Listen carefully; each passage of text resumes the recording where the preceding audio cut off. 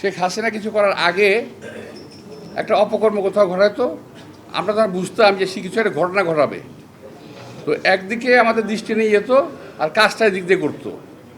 একটা গল্প বলি ছোট্ট করে, যদি আপনারা বুঝতে পারেন আর কি, যদি বুঝতে পারেন, সাংবাদিক ভাইয়ের বিশেষ করে বলছি। ইস্ট পাকিস্তান বক্সিং চ্যাম্পিয়ন একজন ছিলেন, নাম ছিল রহমতুল্লাহ।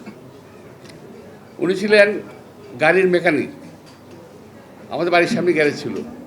তো কী কারণে ওই এলাকার এক লোকের সঙ্গে তার ঝগড়া হলো, তো সেই লোকটা সে খুব মারধর করলো আর কি, হুঁশি টুসি দিল।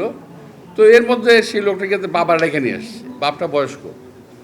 আসার পরে ও বাপ তার ঢাকা বেঠে বলতেছে, ওই বেটা আমার পোলারে মারছুসকে, চ্যাম্পিয়ন হয়ে গেছো যা, তোরে বেড়া তুই বক্সার হয়ে গেছস, তোর উপরে নাকে দেখামো পেটে মারুম, পেটে দেখামো তলে উপরে মারুম। বুঝতে পারছেন আপনি কথাটা? বুঝেন না ঢাকায় ভাষা, মানে নাকে দেখামো পেটে মারুম, পেটে দেখামো নাকে মারুম। বুঝছেন? আমাকে সরকার এখন নাকে দেখায় পেটে মারে, আর পেটে দেখায় নাকে মারে।